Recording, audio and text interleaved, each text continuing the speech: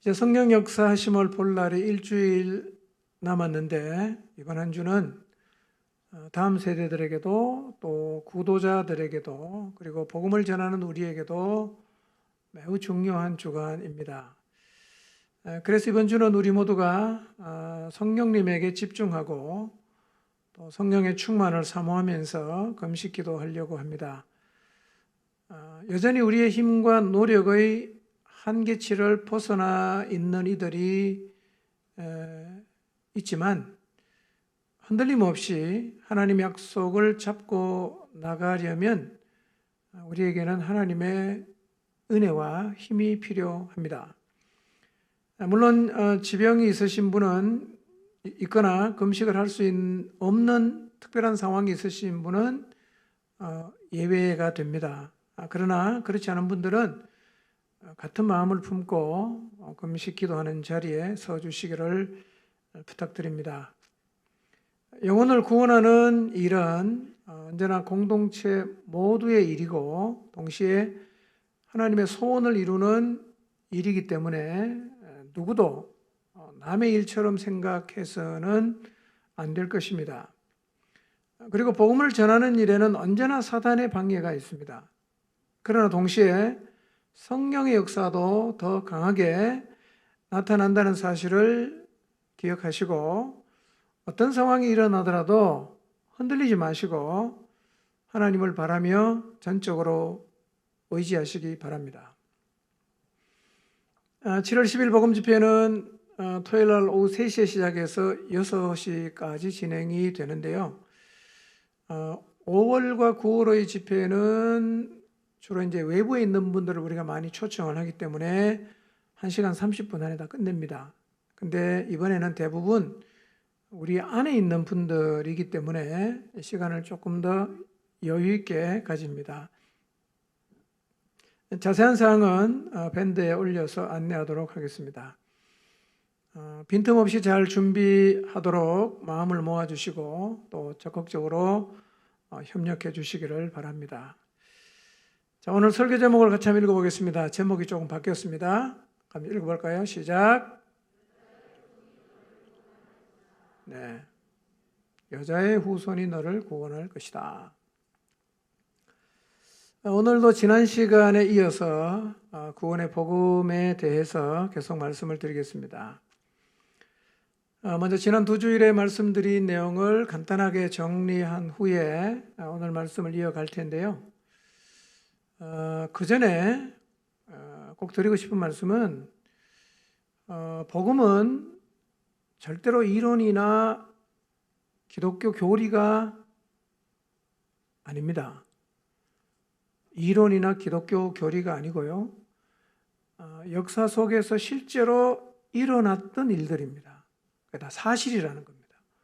없는 것을 만들어내는 허구가 아니고 실제로 다 있었던 일들이에요. 하나님께서 창조하셨고 타락한 인간을 구원하시기 위해서 하나님이 실제로 하셨던 일입니다.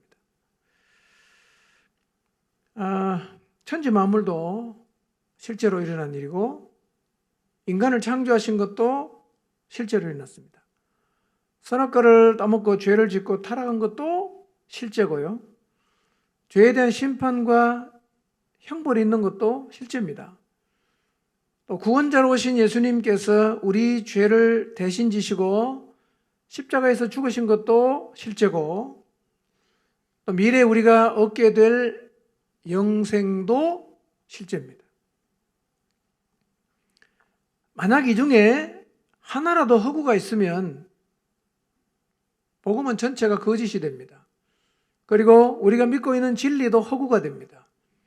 결국 우리의 신앙은 무너지게 됩니다. 그러므로 복음의 내용은 모두가 다 사실이니까 사실로 받아들여야 합니다. 아멘입니까? 허구가 아니고 신화도 아니고 진짜 실제로 역사 속에서 있었던 일이에요. 자, 먼저 창조를 한번 생각해 보겠습니다. 태초에 하나님이 천지를 창조하셨습니다. 광대한 우주도 우리가 살고 있는 우주 안에 아주 작은 별인 지구도 그리고 우리 눈에 보이는 모든 세상도 모두 하나님이 창조하셨습니다. 그래서 하나님은 지금 이 세상에 존재하는 모든 것의 주인이십니다. 아멘입니까? 그분이 다 만드셨기 때문에 그분이 모든 것의 주인이십니다. 여러분, 하나님이 모든 것의 주인이 되신다는 사실을 마음에 새기시기를 바랍니다. 골로새서 1장 16절을 볼까요? 한번 읽어보겠습니다. 시작.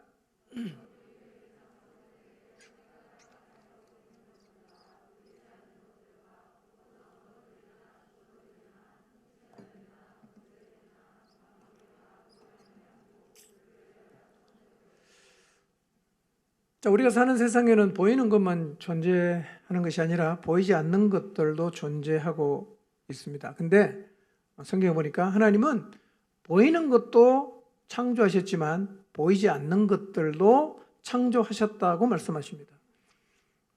보이지 않는 피조물은 천사입니다. 사탄이죠. 물론 하나님이 처음부터 사단을 창조하진 않았습니다. 그런데 천사장이었던 루시퍼가 스스로 자신을 높여 하나님을 떠나감으로 반역함으로 사단이 되었습니다. 이렇게 우리 눈에 보이지 않는 영계도 하나님이 창조하셨습니다. 자, 하나님이 우주와 천지만물과 모든 생명체와 사람을 다 만드셨다는 말은 하나님이 절대 주권자이시고 이 세상의 모든 것은 하나님의 손안에 있고 결국 모든 것은 하나님의 뜻대로 된다는 말입니다. 역사의 수레바퀴를 누가 돌리는가? 하나님이 돌리십니다. 결국 세계 역사는 하나님의 뜻대로 돌아가게 되어 있습니다. 또 하나님이 사람을 창조하셨다는 말은 하나님이 사람을 창조했어요. 그렇다면 사람은 하나님을 떠나 살 수가 없는 존재입니다. 하나님 안에 있어야 제대로 된 인생을 살아갈 수 있습니다. 그리고 사람 인생은 오직 하나님의 손 안에 있습니다. 인간이 왜 망가집니까? 여러분, 인간이 망가지는 이유는요, 자신을 만드신 하나님을 떠나감으로 자기가 도대체 누구인지에 대한 정체를 잃어버렸기 때문이에요. 하나님 떠나가면요, 내가 누군지를 몰라요. 여러분, 모든 것이 그렇습니다. 정체를 잃게 되면 망가지고 파괴되는데 인간도 똑같습니다. 하나님하고 같이 있어야 내가 누군지를 늘 알 수 있고 하나님하고 같이 있어야 내가 뭘 위해 살아야 되는 존재인지를 알 수가 있는데 하나님을 떠나고 나니까 내가 누군지를 몰라요. 정체를 잃어버렸어요. 그래서 인간이 점점 이상하게 살아가는 거예요. 여러분, 자기 자신을 만드신 하나님을 떠나 어디에 가면 내가 누군지 알 수 있을까요? 누구한테 물어보면 무엇을 해야 되는 존재라고 가르쳐 줄 수 있을까요? 생각해 보세요. 어디에 가면 내가 누군지 알 수 있어요? 누구한테 물어보면 너가 뭘 위해 살아야 된다라는 가르침을 받을 수가 있겠어요? 아무도 에게 대해서 가르쳐 줄 수 있는 사람 없어요. 이때 싹 등장해서 거짓말하는 존재가 있어요. 누굽니까? 사탄이에요. 사탄. 인간은요, 하나님 안에서 살아야 됩니다. 가장 안전한 거예요. 가장 평안할 수 있습니다. 가장 행복할 수 있어요. 피조된 인간에게 가장 위험한 일이 뭐냐면 하나님을 떠나는 건데요. 가장 우려하는 일이 안타깝게도 실제로 일어나고 말았습니다. 그것도 최초의 사람이 자기를 만드신 하나님을 떠나갔습니다. 이것을 타락이라고 합니다. 다른 말로 하면 죄라고도 하지요. 최초의 인간이 하나님을 떠난 현장은 에덴 동산이었고, 최초의 인간이 지은 죄는 선악과를 먹은 것이었습니다. 선악과 이야기는 실제로 있었던 일입니다. 그리고 이 일로 인해서 인간 세상에 죄가 들어오게 되었습니다. 그런데 최초의 사람 아담과 하와가 선악과를 먹었어요. 한번 떠나갔어요. 근데 사람이 하나님을 떠나가게 되는 배후에는 항상 누가 있냐면 사탄이 있어요. 거짓말하는 자가 있어요. 미혹하는 자가 있습니다. 지금도 이 사단은요, 사람들을 계속해서 미혹을 해서 하나님에게서 떠나게 만들고 하나님과 사이에 간격을 계속해서 만들려고 노력합니다. 이 거짓말하는 자 사단이요, 참 아이러니하게도 하와에게 뭐라고 얘기합니까? 자기가 지금 하와에게 거짓말을 하면서 하나님이 지금 네한테 거짓말하고 있다라고 거짓말을 해요. 예. 자기가 거짓말하면서 진짜 말한, 진리를 말한, 사실을 말한 하나님이 거짓말하고 있다고 속여요. 근데 하와가 속아 넘어갔어요. 그런데 오늘날도 이 사단의 미혹에 속아서 하나님 말씀이 다 틀린 건 아닌데 100% 믿을 수 있는 말씀은 아니라고 생각하는 사람들이 적지 않아요. 다 틀린 건 아닌데 그렇다고 100% 믿을 수 있는 것도 아니다. 만약에 여러분이 이런 생각을 하고 있다면 여러분도 이미 하와처럼 사단에게 속고 있는 거예요. 여러분, 하나님은 절대로 우리를 속이지 않습니다. 아멘입니까? 하나님은 절대로 인간을 속이지 않아요. 그분의 모든 말씀은 진리입니다. 그러므로 흔들림이 없이 하나님 말씀을 따라 살아야 됩니다.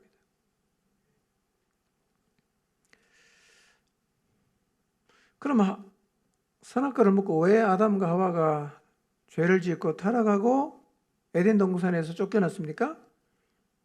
왜 선악과를 먹으면 죽는다고 했을까요? 독이 들었습니까? 아니죠. 선악과에 독이 있는 게 아니에요. 선악과를 왜 먹지 말아야 되냐? 그것은 하나님의 기준이에요. 하나님의 기준.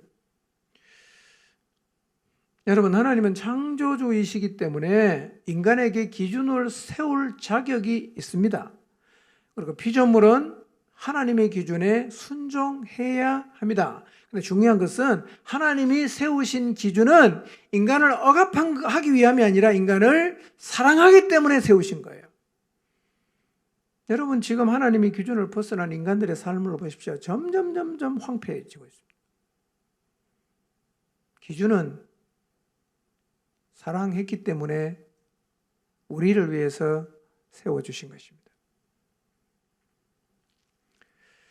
피조된 인간은 선악과 하나님의 기준을 보면서 자기를 창조하신 하나님이 내 위에 계시다는 사실을 늘 기억해야 되고요. 그리고 만물의 영장답게 타율적인 게 아니라 자율적으로 순종을 해야 합니다. 그럼에도 불구하고 첫사람은 하나님의 기준을 무시하고 선악과를 먹음으로 죄를 지었고 이 죄로 말미암아 세상에도 죄가 들어오게 되었어요. 로마서 5장 12절 다시 한번 볼까요? 잘 보십시오. 읽겠습니다. 시작. 그러므로 한 사람으로 말미암아 죄가 세상에 들어오고 죄로 말미암아 사망이 들어왔나니 이와 같이 모든 사람이 죄를 지었으므로 사망이 모든 사람에게 이르렀느니라 그랬어요. 한 사람이 누굽니까? 대표성을 얘기하는 거예요. 아담과 둘이지만 대표성으로 아담을 얘기합니다. 아담으로 말미암아 죄가 세상에 들어왔어요. 그리고 그 죄와 함께 따라온 게 있습니다. 뭡니까? 사망, 형벌이란 말이에요. 죄와 따라온 게 형벌이에요. 그런데 아담과 하와만 선악과를 따먹음으로 하나님의 기준을 무시한 게 아니라 모든 사람이 그런 방식으로 하나님을 무시하는 죄를 지었다는 말이에요. 이와 같이라는 말이 그와 같은 방식으로 그런 뜻이에요. 그와 같은 방식으로 아담과 하와와 같은 방식으로 모든 사람이 하나님의 기준을 무시하는 죄를 지었습니다. 그래서 사망도 모든 사람에게 이르게 되었어요. 여러분 보세요. 오늘날도 하나님을 떠나 살고 있는 모든 사람은 100% 하나님의 기준을 무시합니다. 하나님의 기준 웃기지 마라 그럽니다. 나한테 필요 없다 그건. 내가 알아서 할 거야. 당당하게 말하죠. 이게 죄입니다. 그래서 오늘날은 불의로 진리를 막아요. 방종을 자유라고 소리칩니다. 진짜 자유는 하나님 안에 있을 때 누릴 수 있는 거지요. 고기가 물 밖에 나와서 자유를 누릴 수 있습니까? 고기는 물 밖에 나오면 죽어요. 인간은 하나님을 떠나면 죽습니다. 자유가 어디에 있냐? 하나님 안에 자유가 있는 겁니다. 떠나면 방종이에요. 그러면 죽게 돼 있어요. 그러니까 방종을 자유라고 말하고 불의로 진리를 막는 이것은 뭐냐? 하나님의 기준을 무시하는 거예요. 그게 바로 선악과를 따먹는다는 의미입니다. 근데 인간들은 점점 악해졌어요. 이제는 하나님의 기준을 무시하면서도 전혀 두려워하지 않습니다. 하나님의 기준을 무시해서 부끄러운 죄를 지으면서도 하나도 부끄러워하지 않아요. 대놓고 하나님 무시합니다. 이제는 조롱하기까지 합니다. 이게 뭐냐? 죄예요. 이게 죄예요. 아담 이후 모든 사람이 그렇게 살았어요. 지금도 똑같이 그렇게 살고 있습니다. 하나님께로 돌아오지 않은 사람은 100% 이렇게 삽니다. 다 자기 기준이 있어요. 하나님의 기준 안정이 없습니다. 그래서 로마서 5장 12절은 모든 사람이 죄를 지었다. 그리고 사망이 모든 사람에게 이르렀다. 이렇게 얘기를 하는 거예요. 바로 이 죄가 모든 인간이 안고 있는 문제입니다. 기억하십시오. 죄가 모든 인간이 안고 있는 문제입니다. 인간의 문제는 사실은 근본은 다 뭐냐? 죄의 문제입니다. 여러분의 문제, 인생의 근본적인 문제가 뭐냐? 다 죄의 문제입니다. 이거 해결되면 인생은 절대로 꼬이지 않습니다. 이 문제가 해결이 안 되기 때문에 인생이 계속 꼬이는 거예요. 꼬이진 실타래는 하나님께로 돌아오지 않으면 아무리 풀려고 노력해도 점점 더 꼬입니다.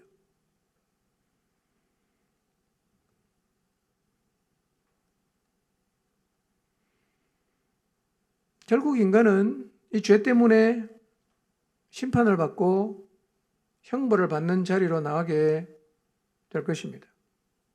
근데 이렇게 죄가 인간의 근본적인 문제임에도 아직도 성경이 말하는 이 심각한 죄를 죄로 인식하지 못해서 자기가 실제적으로 죄인이라는 사실을 마음으로 받아들이지 못하는 사람이 많아요.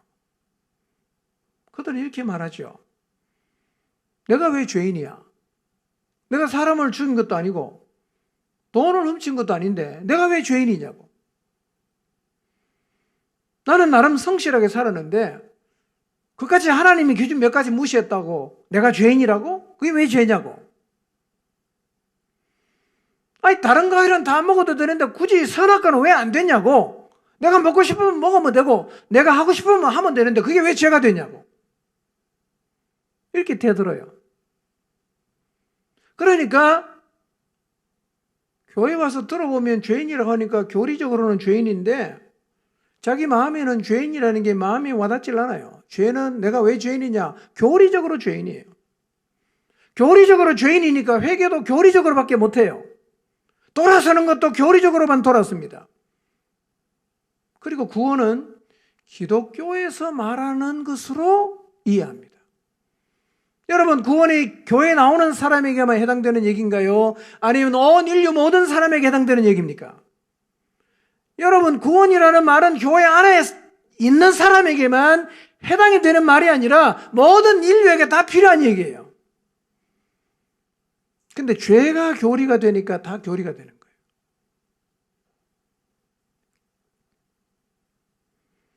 죄가 교리가 되면 그 다음 나머지 다 교리로만 다가옵니다.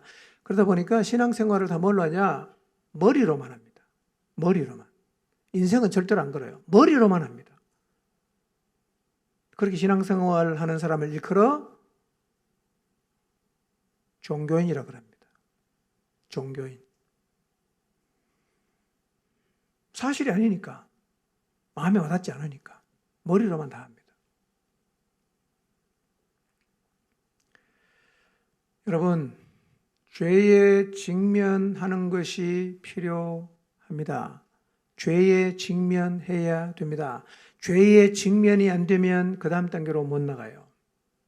여러분, 하나님의 기준을 버린 것은 교리적인 죄가 아니라 이것이야말로 인간이 지을 수 있는 가장 큰 죄입니다.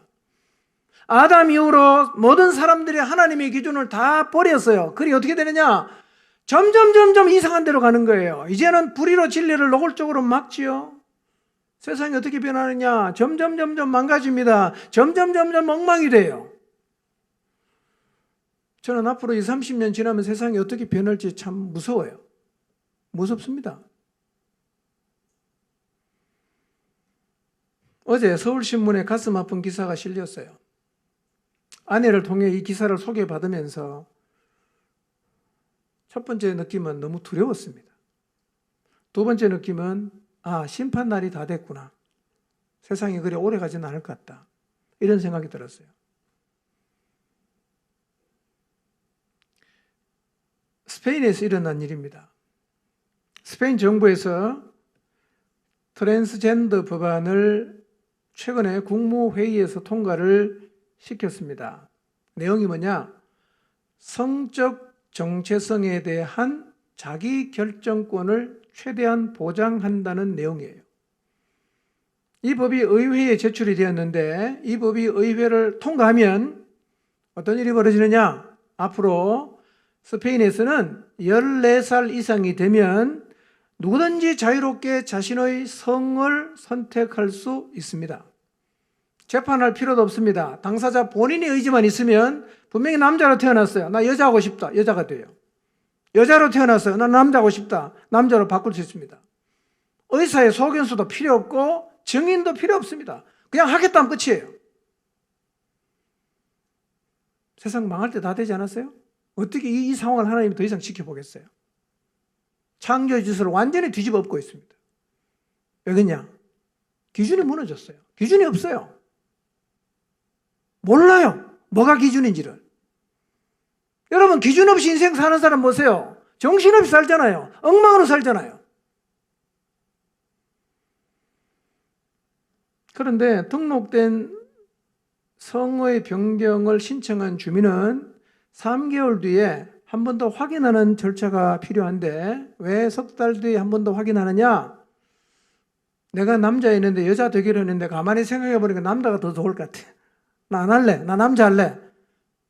그런 기회를 주기 위해서, 마지막 기회를 주기 위해서 석 달의 유예 기간을 두고 신청했다가 석 달 지났는데 이대로 하겠다. 그러면 남자가 이제 여자가 되는 거예요. 스페인의 평등부 장관 이레네 몬테로는 16년 전에 제정된 동성 결혼에 대한 법에 이어서 역사적으로 가장 큰 법이 될 것이라고 말했습니다. 그리고 민법에서 아버지, 어머니 같은 표현이 사라지는 민법 개정안도 포함이 되어 있는데 이 법안이 통과되면 스페인에서는 아버지, 어머니라는 단어는 없어집니다. 무슨 단어가 쓰여지는가? 보호자. 그렇게 적혀 되어 있어요. 굳이 보호자의 성 구별이 필요하다. 그러면 이렇게 부를 수 있습니다. 어머니 또는 잉태한 보호자, 아버지 또는 잉태하지 않은 보호자 라는 표현이 사용이 된다고 합니다. 결혼에 대한 정의도 바뀌게 되는데 현행 스페인 민법은 결혼을 남녀의 권리다 이렇게 기술했어요. 남녀의 권리다. 결혼은 남녀의 권리다. 근데 법안이 통과되면 어떻게 바뀌느냐? 사람의 권리다 이렇게 바뀌어요. 사람의 권리다. 자, 이렇게 용어를 왜 변경하게 되냐? 이미 16년 전에 동성 결혼이 통과되면서 남자로만 된 부부, 여자로만 이루어진 부부가 자꾸 늘어나니까 현실에 맞게 결혼은 남녀가 하는 게 아니니까 사람의 권리라고 용어를 개정했다는 것입니다. 여러분, 이게 미래에 일어날 얘기가 아니라 지금 이 세상에서 일어나고 있는 일입니다. 지구 한쪽에는 벌써 이런 일이 일어나고 있어요. 하나님의 피조물인 인간이 하나님의 기준을 대놓고 무시하고 이 사회의 근간이 되는 가정을 완전히 허물어뜨리고 있는데요. 여러분, 이렇게 하고 20년, 30년 지나서 남자 아빠, 남자 엄마, 여자 아빠, 여자 엄마 가정에서 자란 아이는 도대체 세상을 어떻게 바라볼 것이고 가정을 어떻게 이해하게 될 것이며 그 아이가 결혼하면 도대체 세상이 어떻게 될까요? 상상할 수가 없습니다. 그러니 인간 스스로가 파멸의 길로 가는 거예요. 스스로가 파멸의 길로 갑니다.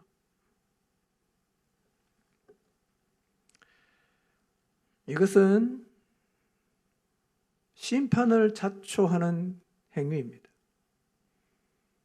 저는 세상이 돌아가는 걸 보니까 주님이 오실 날이 그렇게 멀진 않은 것 같습니다.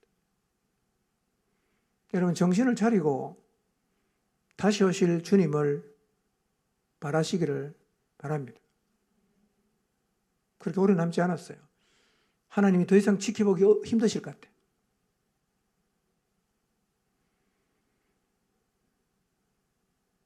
불의로 진리를 막고 있는 인간이 황폐해져 가고 있는 것을 우리는 가슴 아프게 속수무책으로 그냥 지켜보고 있는데 일어나는 일들이 참으로 기가 차는 일입니다. 하나님을 떠나간 세상의 끝이 도대체 어디일까? 이렇게 하나님을 무시하고 남자와 여자로 분명히 만들었다고 성경에도 기록되어 있고 아무리 연구해봐도 제3의 성이라는 건 존재하지 않는데 기준이 없으니까 세상이 이상하게 돌아가는 거예요. 지구는 스스로 파멸의 길을 재촉하고 있습니다. 여러분, 하나님의 기준을 버린 인간이 여기까지 왔어요. 기준을 버리면 누구라도 여기까지 갑니다. 그렇기 때문에 하나님의 기준을 버리고 자기가 자기 인생의 기준이 되는 이것이 어떻게 죄가 아니라고 말할 수 있겠어요? 이건요, 심판받을 죄입니다. 보통 죄가 아니에요. 하나님의 기준을 무시한 것, 죄입니다. 교리적인 죄가 아니라 진짜 죄예요. 근데 이게 남의 나라 얘기는 아니에요.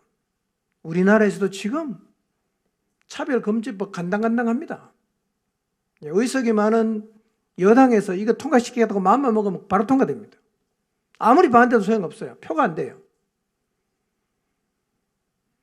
여러분, 이 법 통과되면 얼마 안 가면 동성결혼법 통과될 것이고요. 그러면 스페인은 16년 만에 이 법 만들었는데 우리는 또 빨리빨리잖아. 빨리빨리잖아. 금방 따라잡습니다. 어쩌면 우리나라도 그렇게 될 날이 멀지 않았어요. 차별금지법 반대 안 하신 분 회개해야 됩니다. 막아서 해야지 끝까지요. 안 될 때 안 되더라도. 막아서 해야 됩니다. 이런 법안 반대하라고 하면요, 바로바로 반대해야 됩니다. 여러분 원하십니까? 동성애 원하십니까? 괜찮아요? 아니잖아. 아니라고 말을 해야지. 침묵하지 마십시오. 할 때까지는 해봐야 돼요.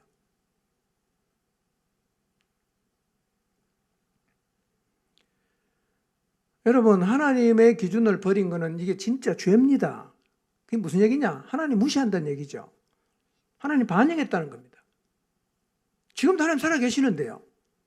역사의 주관자이시고 온 세상을 창조하신 하나님은 지금도 살아계세요. 근데 그분이 없다고 말하고 그분의 기준을 깡그리 무시하는 게 어떻게 죄가 아닙니까? 보통 죄가 아니에요, 이건요. 반드시 심판받습니다. 죄를요, 이론으로 정의하지 마십시오. 죄는 이론이 아니라 실제입니다. 그리고 하나님의 기준을 무시하고 살았다면 내가 죄인이라는 사실을 받아들이고 인정해야 됩니다. 죄를 지었다, 내가 죄인이다, 그렇게 훌하게 인정하는 걸로 끝나는 게 아닙니다. 죄가 실제하는 것처럼 심판이 실제하고 형벌이 실제합니다. 반드시 심판 있습니다. 반드시 하나님이 그 죄에 대해서 형벌하십니다. 무서운 거예요. 여러분, 죄가 얼마나 무서운 건지 아십니까? 죄인들은, 하나님이 기준을 무시하고 살아간 죄인들은 반드시 하나님의 심판과 형벌의 자리에 서게 됩니다. 반드시. 마태복음 10장 15절 예수님 말씀하셨어요. 읽어보겠습니다. 시작.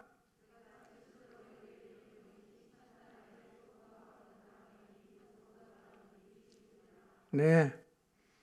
여러분, 세상 이대로 끝나지 않습니다. 하나님 무시하고 살고 죽으면 끝나는 게 아니에요. 반드시 뭐가 있어요? 심판이 있습니다. 심판이 있어요. 기억하십시오.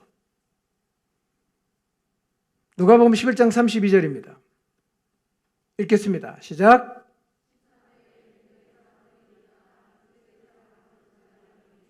이는 그들이 요나의 전도를 듣고 회개하였음이거니와 요나보다 더 큰 이가 여기에 있느니라. 죄를 회개하지 않는 사람 심판의 자리에 섭니다. 죄를 회개하지 않는 사람 심판의 자리에 섭니다. 동화 얘기 아닙니다. 실제로 일어납니다. 반드시 이 자리에 섭니다. 죄인은요. 요한계시록 20장 11절에서 15절입니다. 읽지는 않겠습니다. 여기는 심판받고 형벌받는 장면을 보여주고 있습니다. 누가 심판받냐? 죽은 자들이 심판받아요. 무슨 얘기냐? 여러분, 죽은 자들을 다 살려내요. 여러분, 사람이 그냥 죽으면 끝이라고 생각하시는 절대로 끝이 안 납니다. 만약에 죽어서 끝나면 마음대로 그냥 하나님 없다고 하고 쾌락을 추구하면 멋지게 하면 살죠. 죽으면 끝나니까. 다 그렇게 생각해요. 그거 다 속은 겁니다. 죽으면 끝나지 않습니다. 다 살려내요. 그래서 책들에 기록된 대로 이 땅에 살면서 하나님을 무시하고 하나님을 떠나서 온갖 죄를 지으면서 진노를 쌓아놓았던 내용이 책에 다 기록되어 있어요. 그 책에 기록된 대로 심판합니다. 그리고 불못에 던져지는 형벌을 받는데 그것이 14절을 읽어보겠습니다. 시작.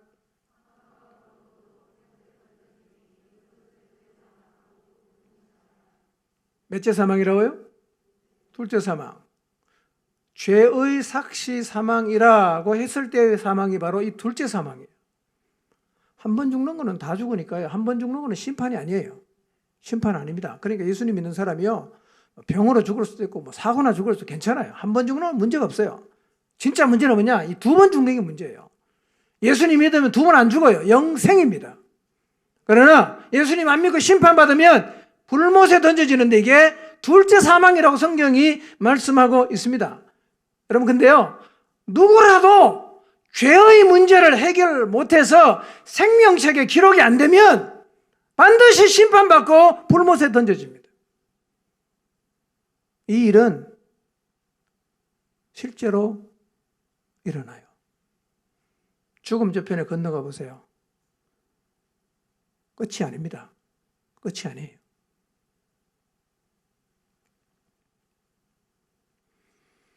그러므로 모든 인간은 죄의 문제를 해결해야 합니다. 죄의 문제를 해결해야 합니다. 여러분, 죄의 문제를 해결하셨나요? 하나님의 기준을 무시하고 하나님을 떠나서 하나님 마음에 안 두고 살았던 그 심각한 죄의 문제를 해결하셨습니까? 만약에 그 죄의 문제를 해결하지 못하고 만약에 죽게 되면 심판과 형벌의 자리로 가게 됩니다. 누구라도. 그래서 우리에게 가장 시급한 게 뭐냐? 죄의 문제를 해결해야 합니다. 왜냐하면 죄는 심판과 형벌이 따라오기 때문에 그렇습니다. 죄가 해결되면 심판도 해결되고 형벌도 해결돼요. 제일 이슈가 뭐냐? 이 죄의 문제를 해결해야 돼요. 어떻게 해결할 수 있죠? 여러분 한번 잠깐 생각해 보십시오. 제가 시간을 좀 드리겠습니다. 이 죄의 문제 어떻게 해결할 수 있어요? 죄의 문제.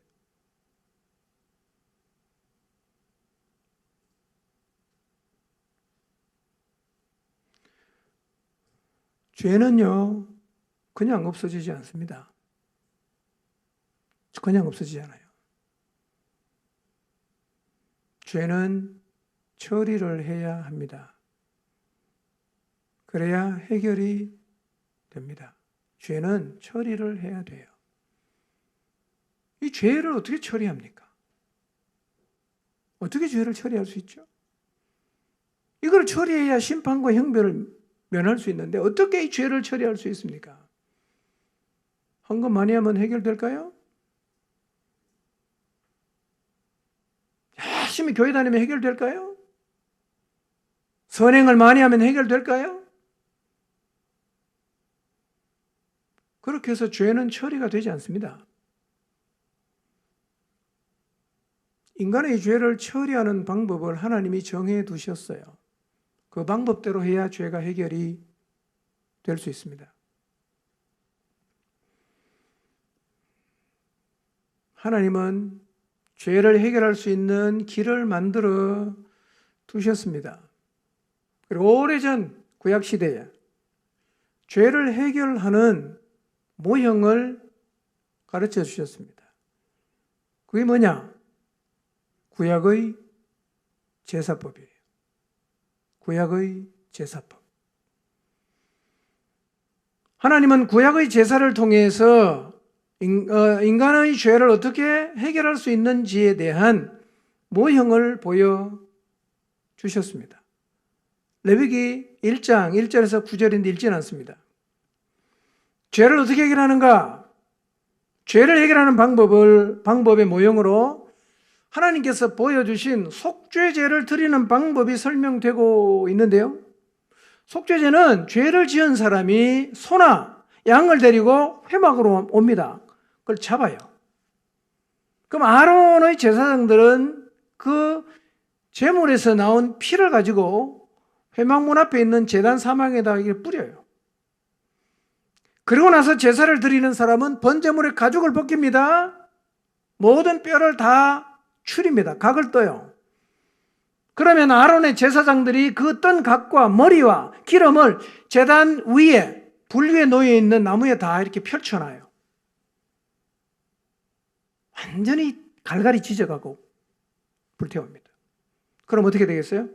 타면서 연기가 하늘로 올라가겠죠? 그럼 하나님이 그 냄새를 어떻게 하신다고요? 향기로 하신다는 거예요.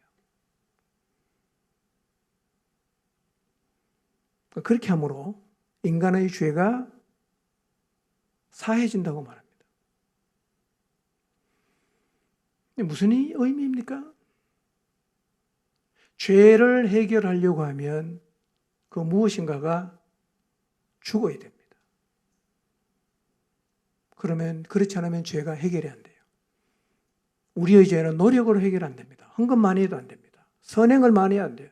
전재산 기부해도 안 됩니다. 그런 방법으로는 죄의 문제가 해결이 되지 않습니다. 죄를 해결하려고 하면 그 무엇인가가 죽어야 됩니다. 그러니까요, 죄는 어쩌면 우리가 생각하는 것처럼 별것 아닌 게 아닙니다, 여러분. 그까지 죄, 어때? 이러시면 안 돼요. 죄는 무엇인가가 죽지 않으면 해결이 안 되는 거예요. 무서운 것입니다. 여러분, 죄 짓는 거 두려워하십시오. 죄인의 자리에 서 있는 거 무서워하십시오. 만약에 우리의 죄가 해결되지 않으면 결국은 내가 그 처참한 죽음의 자리에 서야 되는 거예요. 죄값으로. 죄가 얼마나 두려운 거예요. 우리의 죄의 문제를 만약에 해결 못하고 죽으면 죄인이 그 죄값을 치러야 돼요. 처참하게 죽어야 됩니다. 그것이 죄를 해결하지 못한 사람의 결국이에요.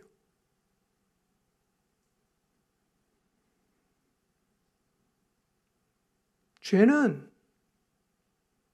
죽음으로만 해결이 되는 거예요. 무슨 얘기입니까? 하나님은 죄를 너무 크게 보세요. 우리는 아무것도 아닌 것처럼 생각할지 모르지만, 그까지 죄 이렇게 말할지 모르지만요, 죄는요, 누군가가 죽지 않으면 해결이 안 되는 거예요.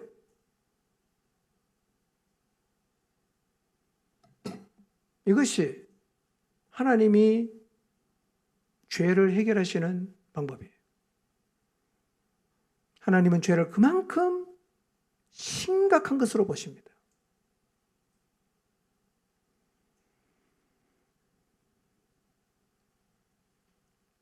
이것이 제사를 통해서 본 죄를 해결하는 모형입니다. 그러나 하나님의 기준을 무시하고 하나님을 떠나간 인간의 죄는 소나 양의 죽음으로 완전히 해결되지는 않습니다. 이렇게 말하는 분이 있어요. 구약시대 사람은 소나 양을 잡아 제사를 드림으로 죄 문제를 해결하고, 신약에 사는 사람은 예수님을 믿음으로 죄 문제를 해결한다.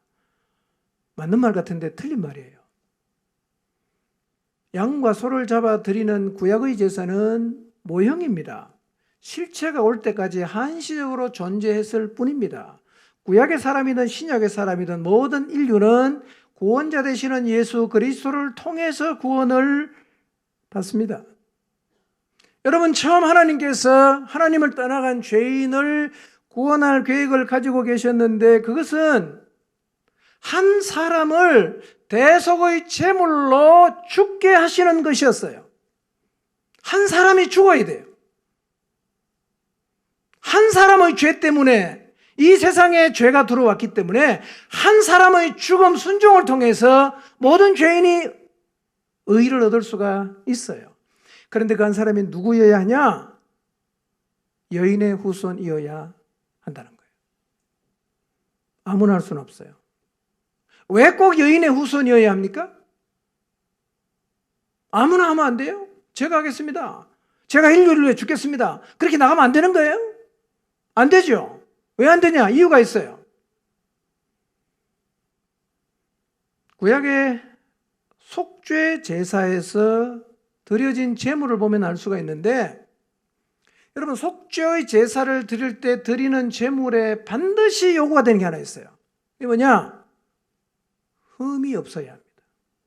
흠이 없어야 됩니다. 흠 있는 것은 절대로 속죄의 제물로는 못 드려요. 다른 제물은 흠이 있어도 드릴 수 있어요. 그런데 죄를 사하는 속죄의 제물은 반드시 흠이 없어야 됩니다. 그런데 여자의 후손이 아닌 남자의 후손, 다르게 표현하면 아담의 후손으로 온 사람들은 모두가 다 뭐예요? 죄인이에요. 다시 말하면 아담의 후손으로 온 사람은 모두가 다 뭐가 있다? 흠이 있어요. 흠이 있기 때문에 다른 사람의 죄를 속하는 제물로 드려질 수가 없어요. 제물은 뭐가 요구된다고요? 흠이 없어야 돼요. 자, 로마서 3장 10절에서 18절을 한번 펴보시기 바랍니다.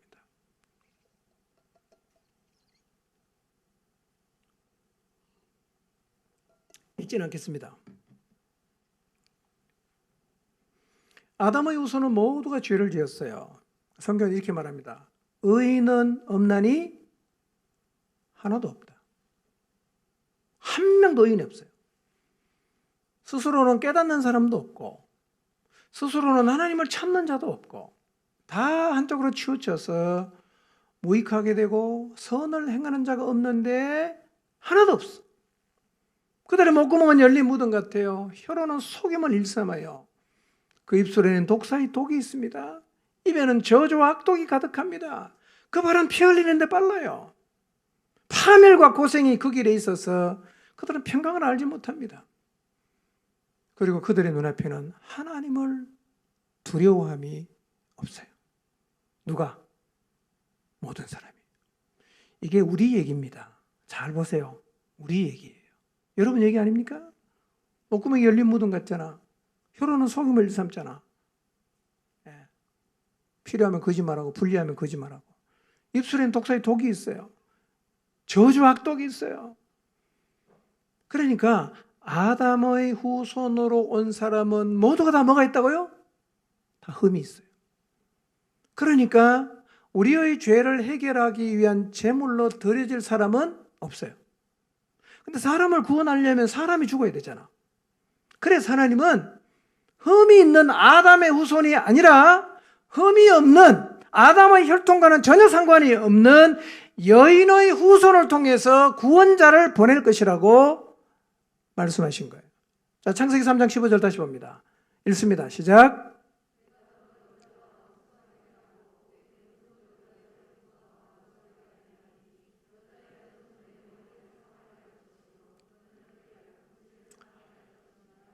자, 이게 최초의 복음이라고 말하는 말씀입니다. 여자의 후손이, 즉 구원자가 뱀, 사단하고 원수가 됩니다. 여자의 후손, 구원자는 뱀, 사단의 머리를 상하게 합니다. 그래서 예수님이 십자가에서 죽었을 때 마귀를 멸하셨어요. 그리고 그 여자의 후손이 와서 사단에게 사로잡힌 자를 구원하실 것이라는 말씀이에요. 그런데 드디어 이 세상에 구원자가 오셨어요. 창세기에서 말씀하신 그대로 여인의 후손으로 오셨어요. 갈라디아서 4장 4절 봅니다. 시작. 때가 참에 하나님이 그 아들을 보내사 여자에게서 나게 하시고 율법 아래 나게 하신 것은 그랬어요. 자, 하나님의 때가 찼을 때 하나님이 그분의 아들을 보냈어요. 누구에게? 여인의 후손으로. 여자에게 나게 하셨다고 하는 말을 잘못 오해하면 나도 여자에게, 우리 다 여자에게 낳았다 이렇게 생각할 수 있지만요. 여기서 말하는 여자에게 나게 했다는 말은 여인의 후손으로 나게 하셨다는 말이에요. 자, 실제로 여러분, 사람이 생명을 잉태하려고 하면 뭐가 필요합니까? 남자가 필요하죠. 그렇죠? 안 해봐서 몰라요? 남자가 필요해요. 씨가 있어야 밭에 떨어지면 생명체가 잉태가 되지 않습니까? 그런데 여인의 후손이라는 말은 남자 씨가 없이 왔다는 얘기예요. 가능한가? 가능하죠.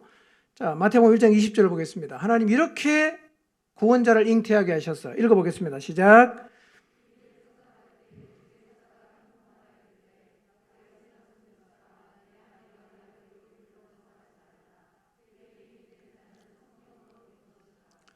자, 여인의 후손으로 오신 하나님의 아들 예수님이 뭘로 잉태됐다 그럽니까?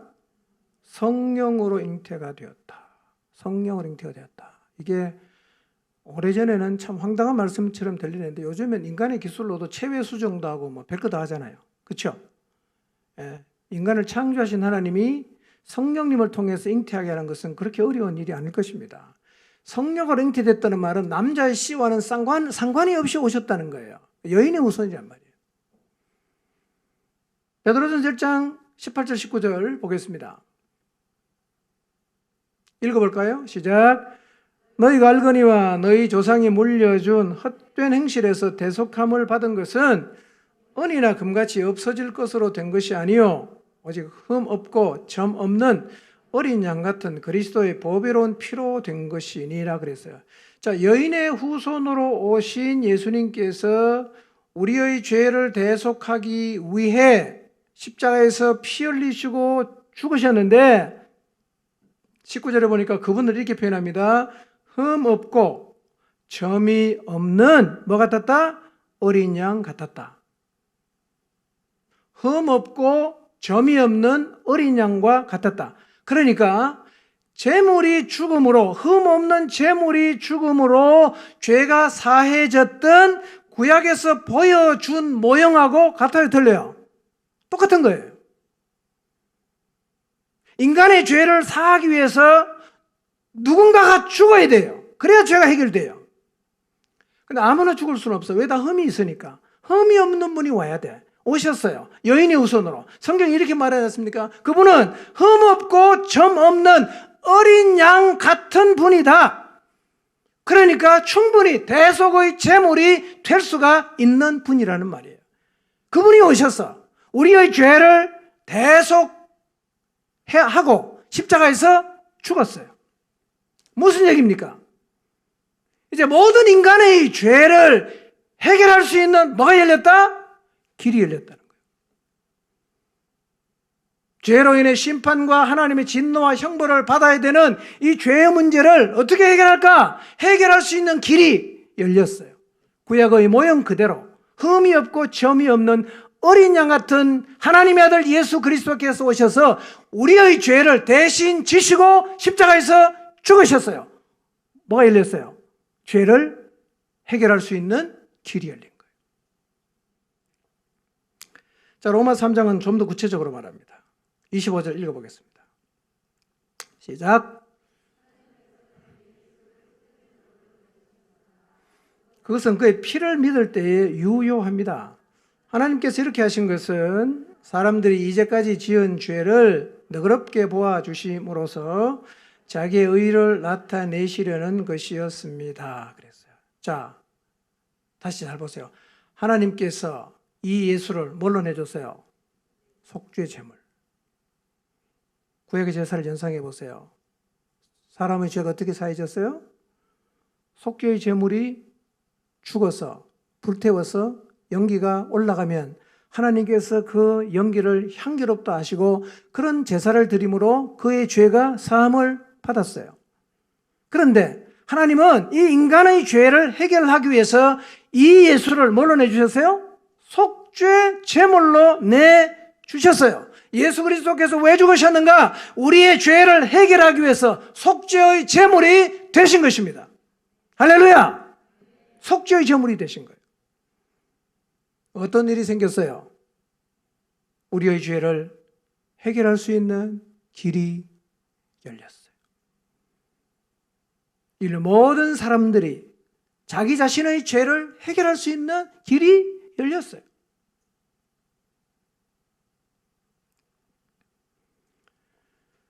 자, 이제 죄를 해결할 수 있는 길이 열렸습니다. 어떻게 하면 되죠? 어떻게 하면 되죠?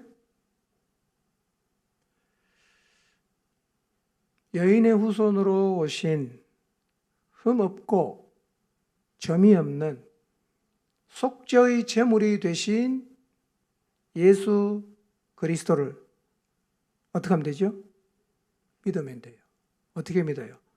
그분이 나의 죄를 대신해서 속죄의 제물이 되어 주셨다는 사실을 믿으면 돼요.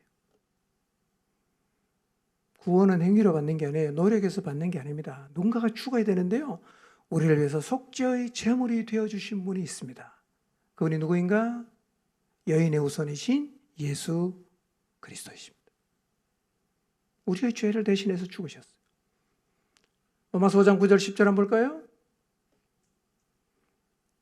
자, 그러면 이제 우리가 그의 뭐로 말미암아? 피, 죽음, 십자가를 믿음으로 어떻게 됐어요? 의롭게 됐어요. 그 다음 보세요. 이제는 어디에서 구원받았습니까? 하나님의 진노에서 구원을 받았어요. 10절. 우리는 하나님과 원수였잖아요. 하나님 배반하고 떠나갔으니까. 그런데 이제 그분의 아들의 죽음, 그분의 아들이 속죄 제물로 드려짐으로 말미암아 하나님과 어떻게 됐어요? 화목하게 되었어요. 이제는 뭘 받습니까? 구원을 받게 돼요. 여러분, 하나님의 진노와 심판과 형벌에서 구원받을 수 있는 길이 이미 열렸어요. 2000년 전에. 하나님이 원하는 게 뭔지 아세요? 이 사실을 전해주라는 거예요. 이거 모르는 세상에 가서 이걸 전해주라는 거예요. 그래서 심판과 형벌을 면하게 해주라는 겁니다. 이것이 하나님의 소원이에요. 전해주라는 거예요. 우리가 입 다물고 있으면 누가 전해줍니까, 이거? 아무도 안 전해주나.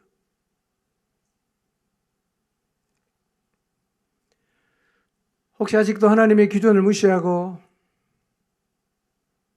자기의 기준을 가지고 인생을 살면서 하나님을 마음으로 무시하고 죄 가운데 머물러 있다면 빨리 그 죄를 해결하셔야 합니다.